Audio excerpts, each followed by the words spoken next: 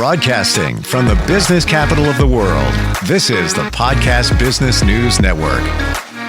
And welcome back, everybody. We are going to talk about golf today, but if you don't play the game or watching it on TV doesn't interest you, don't go anywhere, because this gentleman has blended the game of golf with spirituality and a certain mindset that can really refocus who you are, even move your life forward based on books that he's written.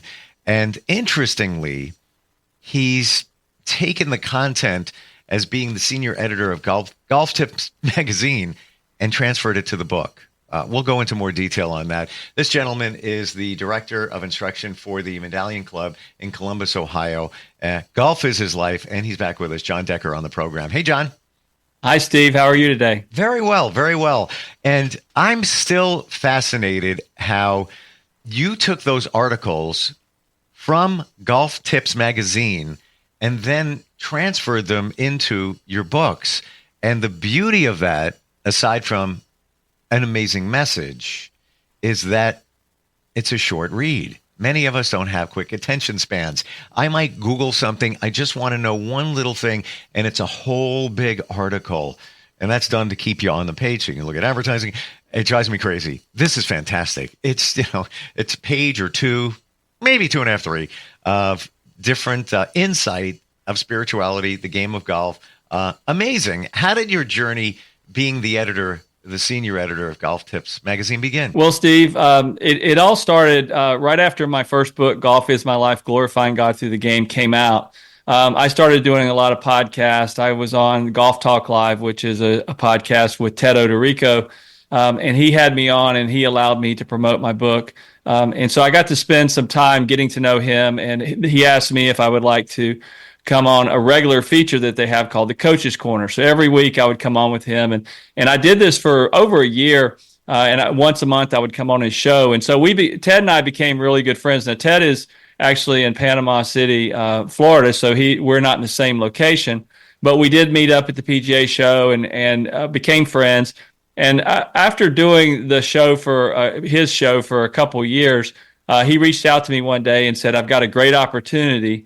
I'm going to purchase Golf Tips magazine, and I want to make you." First of all, he asked me what I thought about it. And I said, "Man, this is a great opportunity because he has his podcast to own a magazine. Now you have that media platform, and you have the podcast as well." And so I said, "This is a great opportunity for you." And so he went ahead and purchased the magazine. He asked me later if I would be a senior editor, which basically I'm not really an editor. I'm really more of a writer. He wanted me to write golf tips in golf, be one of his the top 25 instructors that they have for Golf Tips magazine. So I was like, for me, that was a great opportunity as well, and I enjoy writing. So writing golf material is kind of more like work because that's what I do every day. And I wanted to have the golf element. Obviously, it's a golf magazine, so I need to have that element to it.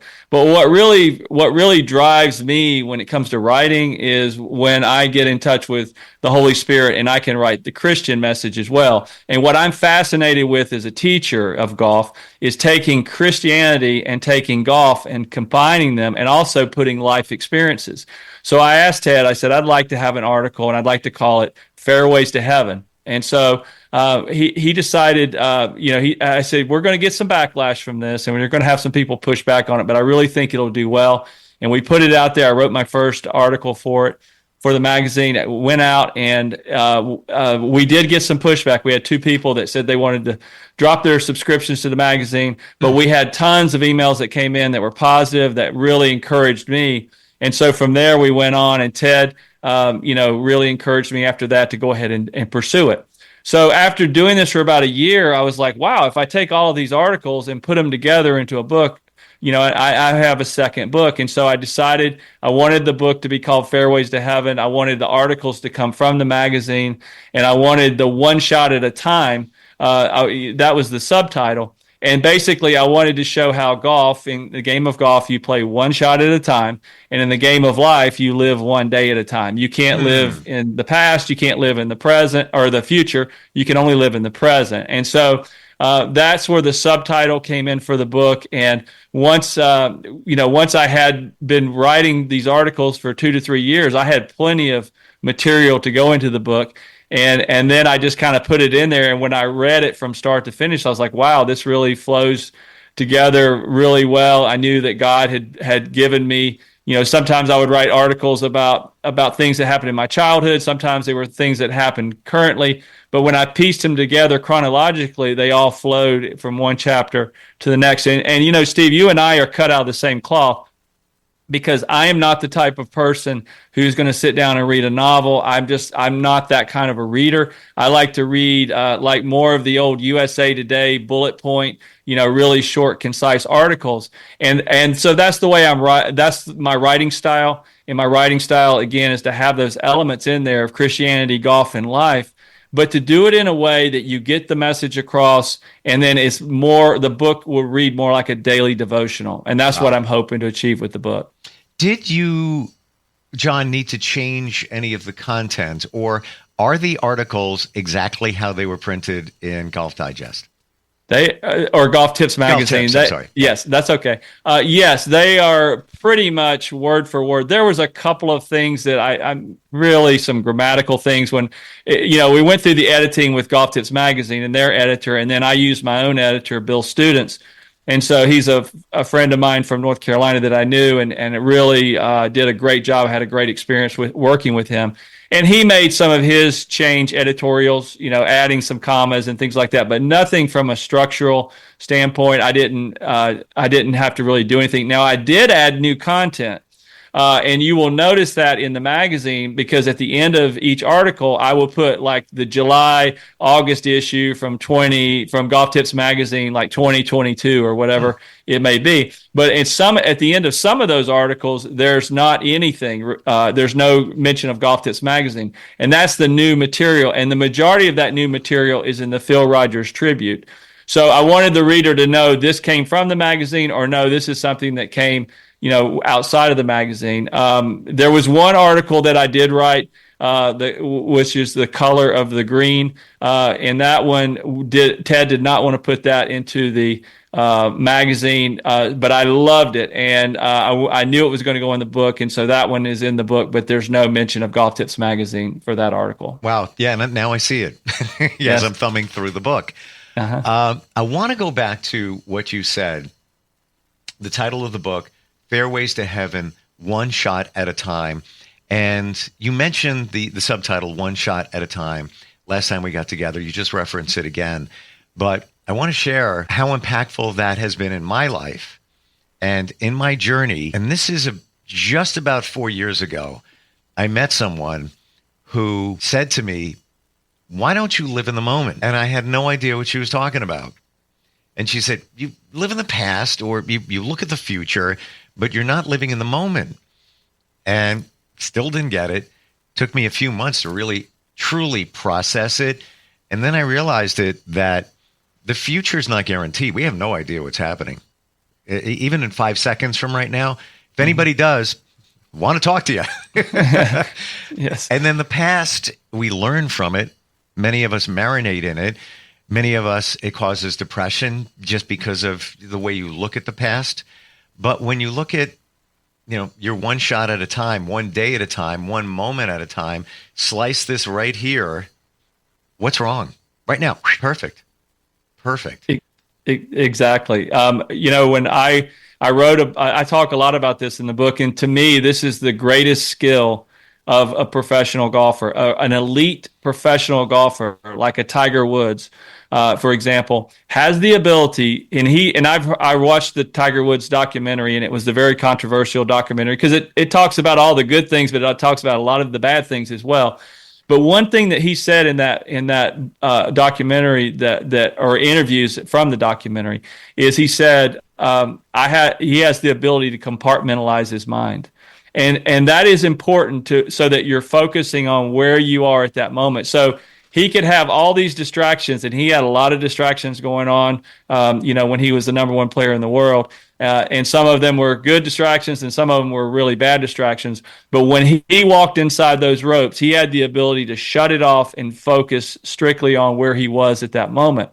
Now, if we as human beings were to take that into our daily lives and just put all of your emphasis on where you are at that moment, to live where your shoes are and where your feet are, wherever your feet are, if you will live in that moment, you will get the most out of your life, and you will live a life that you can look back on one day. And there's nothing wrong with looking back and reflecting. We all want to learn from our positive things that we've done in life and the mistakes that we've made.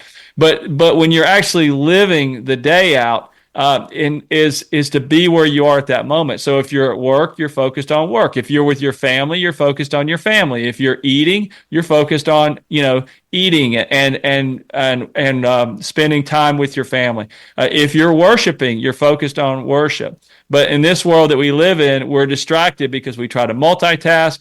I see people all the time that are playing golf with their cell phones, and between shots, they're texting. And I'm like, you are not going to be a good player if that's what you're doing. And so from a golf aspect, that's a terrible way to play. When I'm playing in tournaments, I shut my cell phone off. It goes into my bag. I don't pull it out until after my round. I don't want to look at it in the middle of the round because I might have some good news or bad news that might get my mind off of where I am. I try to live in that moment. And that's the most difficult thing to do in life. I struggle with it daily. I was just going to ask you, how do you do it? Well, the best way is I found through prayer and asking God to lead me in that journey, because a lot of times when you're living in the moment, you're living with God. God has you in that moment for a reason. It may not be, you may not understand why you're where you are, but he has you in that moment. So if you're focused on that moment and you're giving your life over to the Lord, then you are going to receive more information from the Lord. You're going to receive more help from the Lord through the Holy Spirit, and you're just going to get more out of your life. Do you really feel, John, that the best players on the planet today or in our history, they harness the power of that? Like you said, Tiger Woods, it appears that he had some amazing ability where I'm right here. I know there's hundreds of people around me, if not thousands.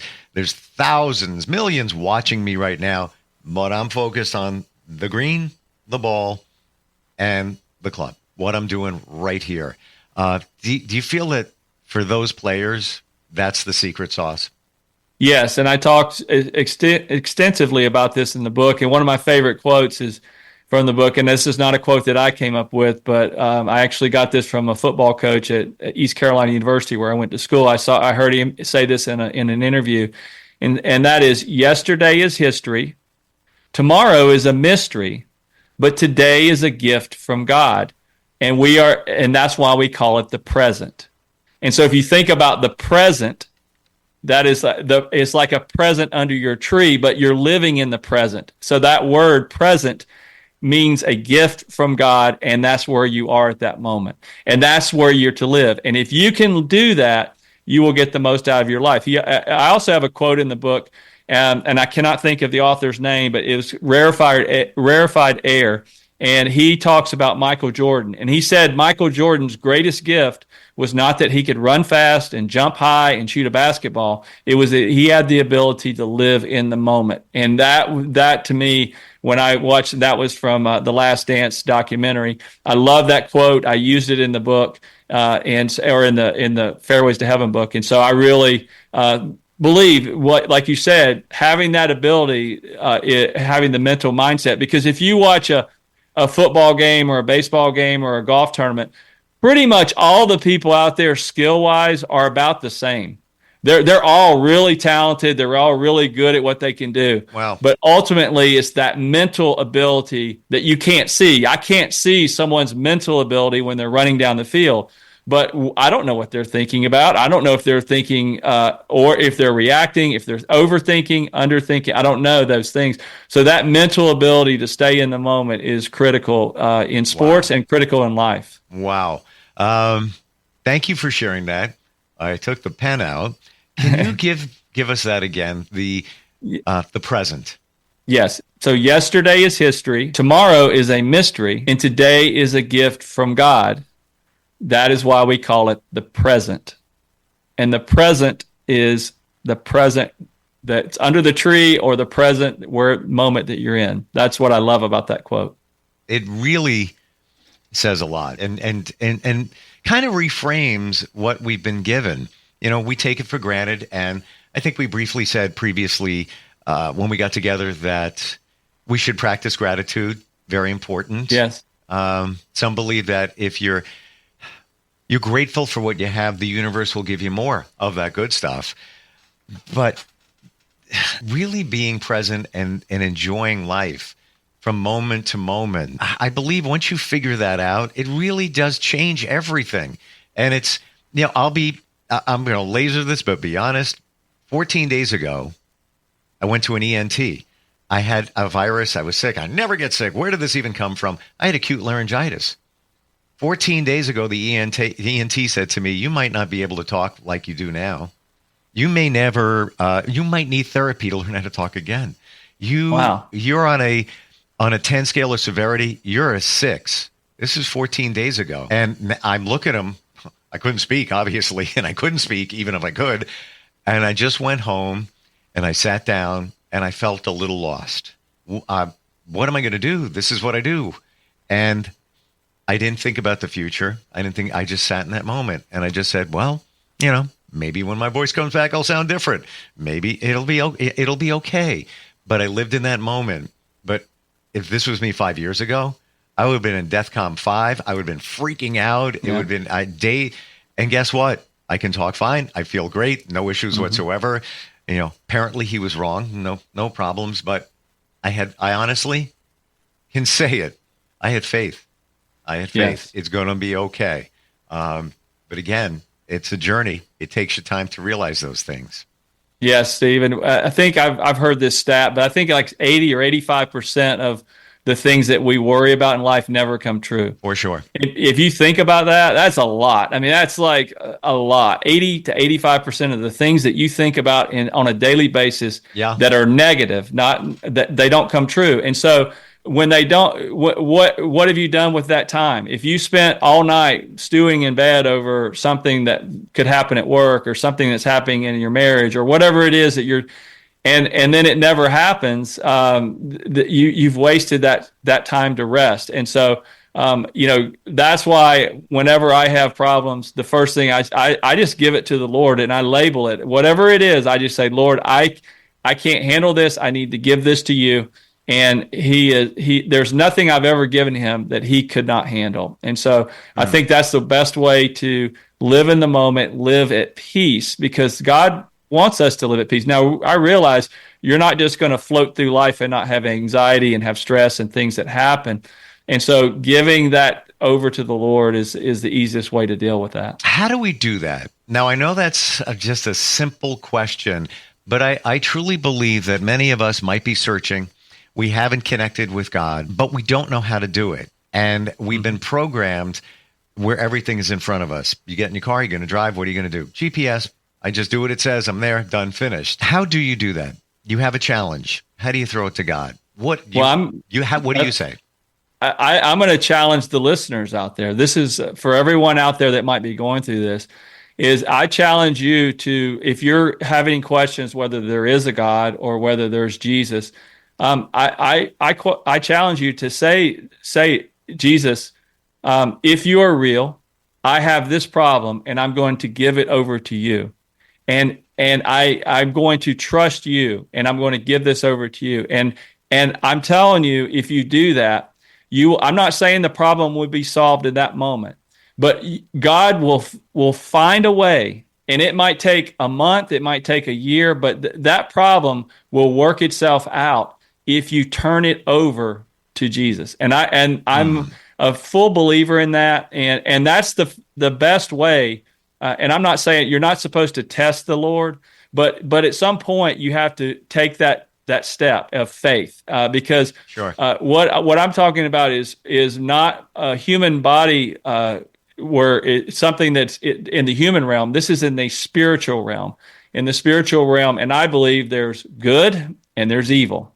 And so you have to give that over. And I believe that Jesus is the Son of God, is God in human form, came to this earth, died for our sins. You turn your life, you turn your problem over to him and watch him work it out. And I promise you, it will work out. And I'm a firm believer on the universe's time. The universe, God, whatever you want to believe, knows better than we. And that's why you got to be patient. Whatever you need, whatever you're challenged by could be fixed like that, or it could take a little bit of time. But that's why because it needs to. And to your point, John, I believe in ask for a sign. Ask for a sign. I've done it.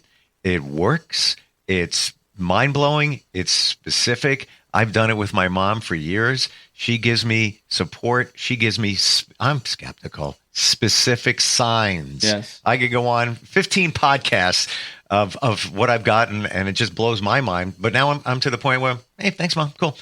Yes. Maybe there's intervention from God as well in that. I don't know. But she was very, very faith-driven. So I bet you they're working together.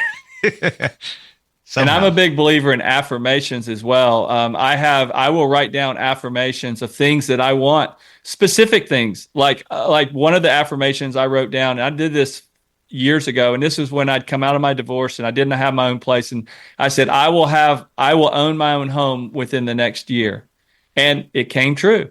It didn't happen within the time that I wanted it to, but it did happen. And so that was an example. And every day I would read these affirmations. Yeah. And so now the other day I'd gotten to a point where I'd forgotten about it. And I looked back, and this was from years ago. This was several years ago that I was doing this. And I pulled it out, and I was able to cross off the list. I was like, yep, that came true. That came true. That hasn't come true yet.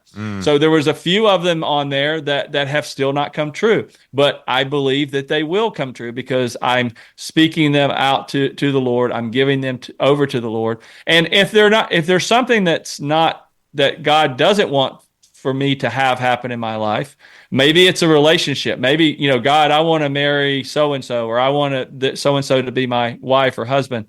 That may not be the person God wants for you to marry, but he will lead you to the person that you're supposed to be with. For sure. If you're speaking those affirmations. I believe I'm a big believer in that. Yeah. And it sounds like you're describing manifestation with a spiritual connection. And to your point, you think that this is the right person for you. I believe, and it could be any situation, listen to what's inside of you, because your intuition was given to you as a gift, and a very powerful gift at that. But also, we don't know why this person might not support you like this one will. And together with this person that God may bring to you at some point in the universe's time, you together could be such a powerful couple that will help others. We don't know. It's all, part of the plan. I believe there is a plan. It's part of the plan. And part of the plan that I do is you want to ask first, then you want to listen. That's through meditation and prayer. And then you want to do the work.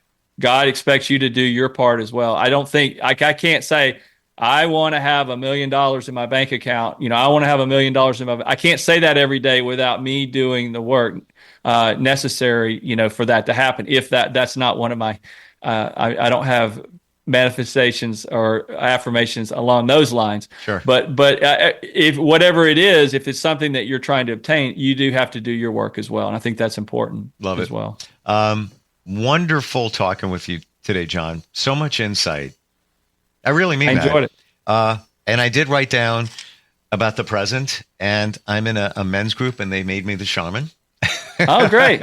And I enjoy it. And most of what I share, and I'm going to be sharing this in our group chat when we get off here, that stuff I just share from people like you. And I believe there's a reason for all of us being connected. Best way to learn more about you and learn about the books is simply going to your website? Yes, my website is deckergolf.com, and the website has instructional videos on there from all aspects of the game, but it also has information on how to, if you're interested in purchasing one of my books, an autographed copy, or if you just want to buy it on Barnes & Noble or Amazon, those links are on there as well. And the magazine, Golf Tips Magazine, they're running a special for the holidays. It's a 30% off. If you go onto my web, if you go to deckergolf.com and go to the bottom of the page, it says products you need. One of them is going to be, you'll see a QR code for Golf Tips Magazine, and it's 30% off. Wow. And if you scan on that, you can actually get a free issue, so you can kind of test it out first, and then you can get 30% off if you for members. And the QR code again is right there at the bottom. So, awesome. And the QR code is golf tip, or the promo code, is golf tips 30. Thank you for that. They just told me we had a golf question. We have 30 seconds. I'm going to put you to the test. This is Frank, Deerfield Beach, Florida. InstantFeedbackSteve@gmail.com. He says, I recently retired, have started playing golf. How do you prevent slicing or hooking the ball? Slicing or hooking, the quickest thing that I would tell you in 30 seconds is to check your grip. If you're a slicer, most people who are slicing and hooking, they're very handsy at the bottom of their golf swing, and they have a very weak grip. And so one time they'll flip it too much and it goes way left, usually with their shorter irons. The next time they'll do it with their longer clubs, and the ball the club face can't square up, and they'll slice it to the right. So making sure that you have a good grip. And if you go to deckergolf.com under the full swing, I have videos on there to show you the grip as well. Amazing. And thank you for the question. I love that question. That's so cool. Frank, thanks for checking in, and best of luck to you. John, thank you so much. And somewhere along the line, we'll catch up again. All right, Steve. God bless, and good luck with your men's group. Oh, well, thank you, and all the best to you. We'll be right back.